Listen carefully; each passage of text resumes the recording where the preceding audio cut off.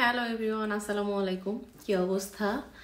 গত 2-3 দিন ধরে তো আপনারা আমার পুরো মাথায় নষ্ট করে দিয়েছেন এই ডায়েট প্ল্যানটা চেয়েছে। আজকে আমি সকালে ঘুম থেকে উঠে আমার কমেন্ট বক্স চেক করে দেখলাম, অনেকগুলো কমেন্ট আসছে। এমনকি পার্সোনালি আমাকে অনেকে যারা চেনে তারা আমাকে নক করছে যে আমার ডায়েট প্ল্যানটা দেওয়ার জন্য। তো কালকে আমি একটা ভিডিও করছিলাম এটা নিয়ে, কিন্তু ভিডিওটা আসলে হাঁটতে হাঁটতে করাতে খুব শেক করছে, এই জন্য আমি আসলে ওই ভিডিওটা দিতে চাচ্ছি না, আপনাদের দেখতে অসুবিধা হবে। তো আমি এখন বসে বসেই ডায়েট প্ল্যানটা বলে দিই। এটা এমন কঠিন কিছুই না, জাস্ট বললে আপনারা বুঝতে পারবেন। আমি যদি পারি আমার 2-1টা মিলের ছবি আমি অ্যাড করে দিব এখানে। তো প্রথমত আমি আমার সরাসরি ভিডিওতে চলে যাই ব্রেকফাস্ট দিয়ে। আমি একদম অ্যাট ফার্স্ট সকালে ঘুম থেকে উঠে রাতে আমি কন্টিনিউ করতাম না, বাট ইদানিং কন্টিনিউ করতেছি।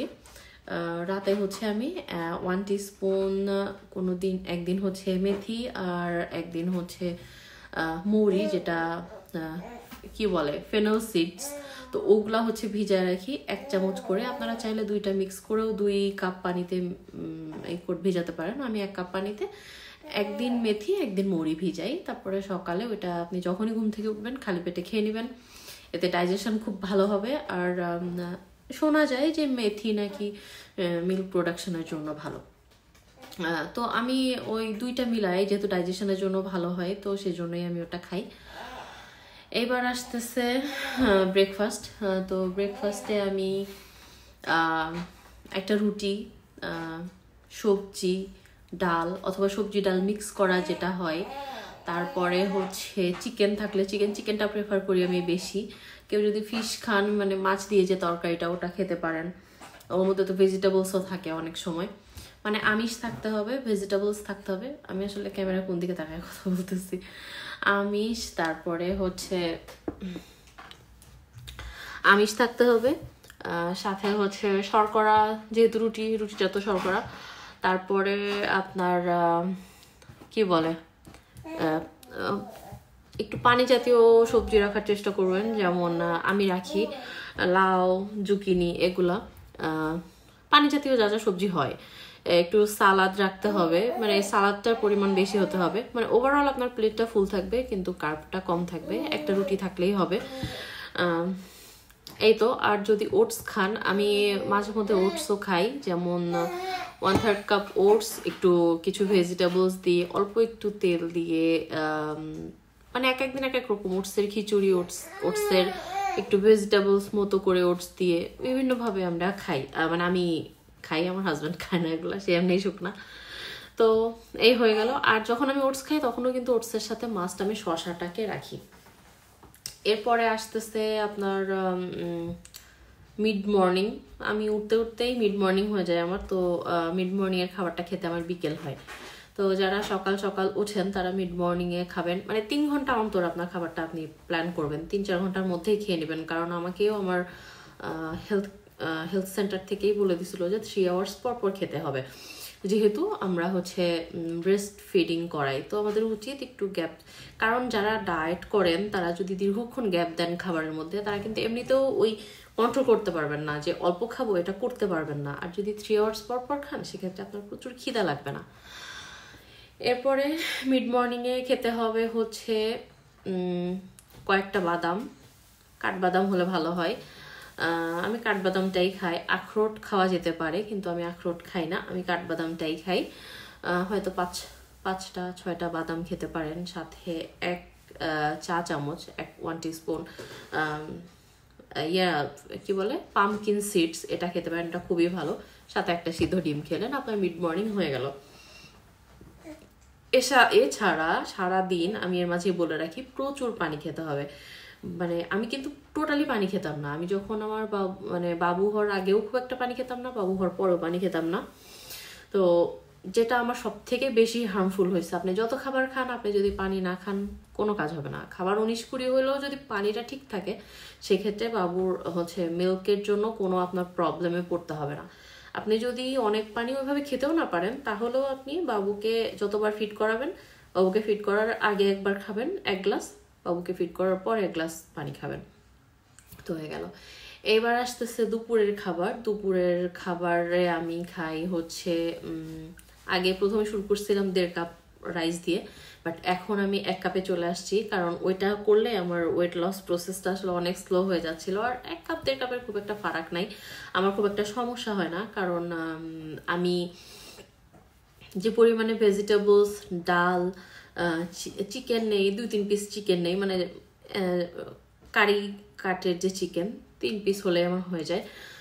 তারপরে সাথে একটু সবজি যেটাই থাকে, তারপরে একটু সালাদ, শসা, টমেটো হতে পারে, যে কোনো মানে পানি জাতীয় সবজি টবজি এগুলো বেশি খাওয়ার চেষ্টা করবেন।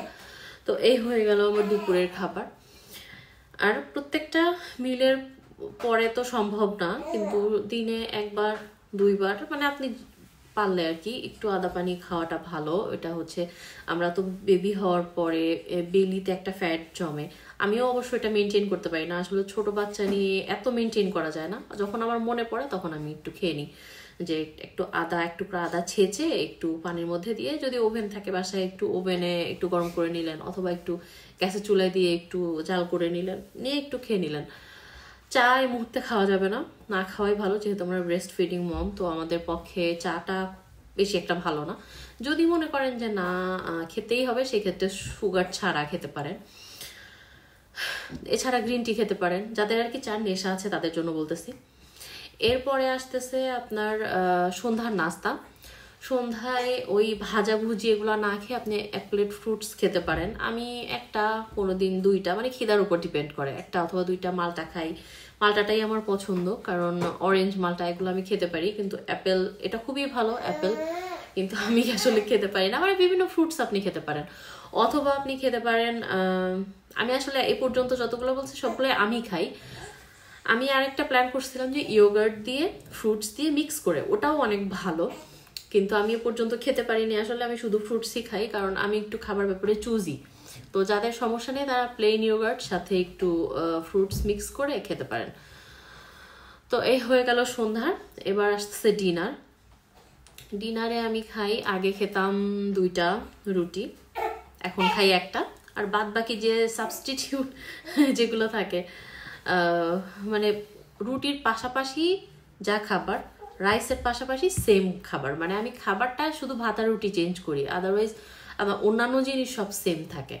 তো আগে যা বলছি ওরকমই, আপনার একটা থাকবে হচ্ছে হয়তো মাছ বা মাংস, সাথে থাকলো একটু ডাল, একটু সবজি, একটু সালাদ, মানে ফুল প্লেটটা এগুলো দিয়ে ভরতে হবে, যাতে আপনার খাবারটা কিন্তু কম হলো না। খাওয়াটা আমরা আগেও 1 প্লেট খেতাম, এখনো ধরেন 1 প্লেটই খাচ্ছি, কারণ আমি জানি যে 99.99% মা বলবেন যে ব্রেস্ট ফিডিং অবস্থায় মানে রাক্ষসে খিদা লাগে। আমাকে একজন আপু পার্সোনালি নক করছেন, উনি দেখলে বুঝবেন, উনি সিলেটি আপু।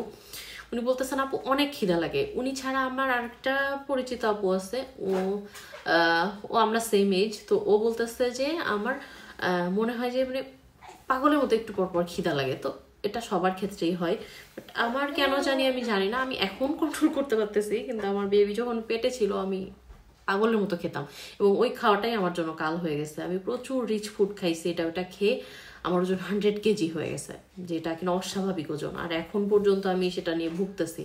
এখন জানি না আল্লাহ কতদিনে ওজন কমাতে দিবে।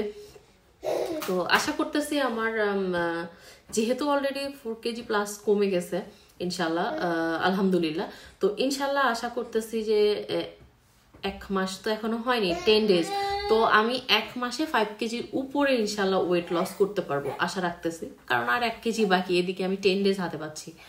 তো এভাবে যদি আমার ডিনার তো বলছি, আচ্ছা আগে বলে নিই, আমি ডিনার ফিনিশ করার পরে বাবু যদি একটু ঘুমাতে লেট করে, অনেক ক্ষেত্রে বললাম না আমাদের ঘন ঘন খিদে লাগে, তো সেক্ষেত্রে কি করবেন, 1 গ্লাস মিল্ক, সেটা লো ফ্যাট হলে বেশি ভালো।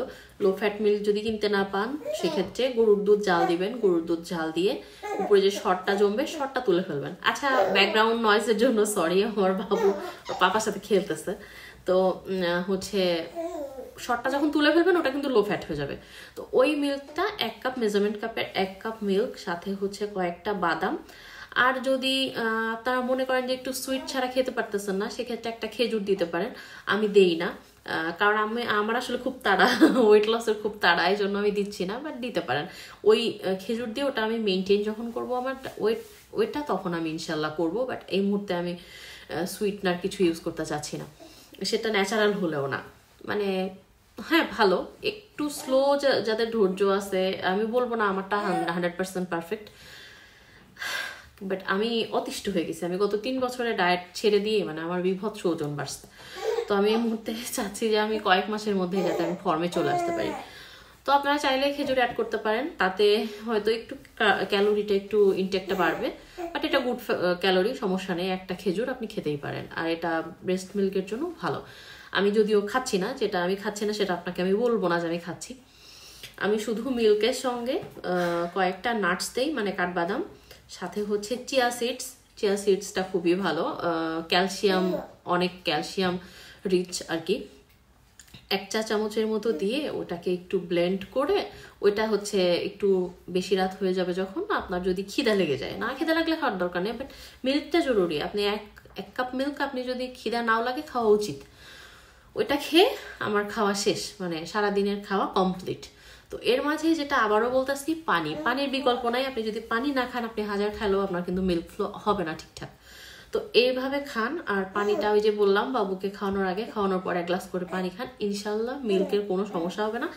আর কি বলবো, বেবির স্বাস্থ্যও ঠিক থাকবে এবং আপনিও আস্তে আস্তে আপনার ফর্মে চলে আসবেন। আমার কথা 6 মাস লাগুক, আমার কথা 8 মাস লাগুক, কিন্তু আপনি আলটিমেটলি কিন্তু কমতেছেন, আপনি কিন্তু ফর্মে আসতেছেন।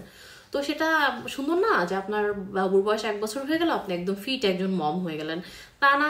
অনেকে সাজেস্ট করে বেবি এক্সট্রা ফুড ধরুক, তারপরে বেবি কখনোই এক্সট্রা ফুড ওইভাবে খায় না 6 মাস পরেই যে তার পেট ভরে যাবে, তারও কিন্তু ওরকম হইতে অনেকটা টাইম লেগে যায়। তো 1 বছর 1.5 বছর 2 বছর যদি আপনি ওয়েটই করতে হয়, তো ততদিনে তো আপনার ডায়াবেটিক হয়ে আপনি মরে যাবেন।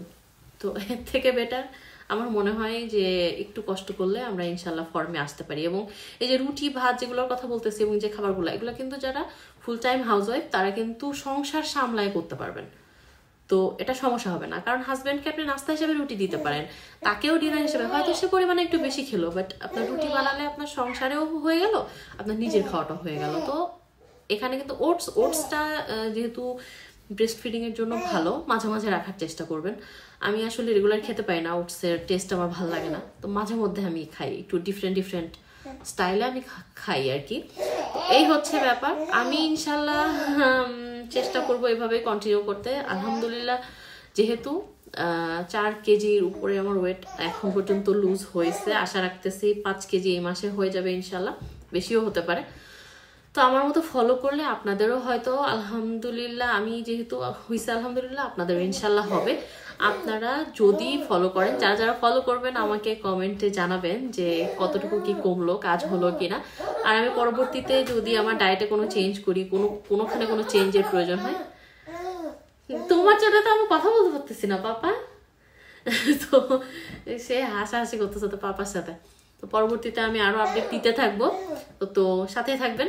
তো আগামী ভিডিও আসা পর্যন্ত সবাই ভালো থাকেন, সুস্থ থাকেন, আল্লাহ হাফেজ।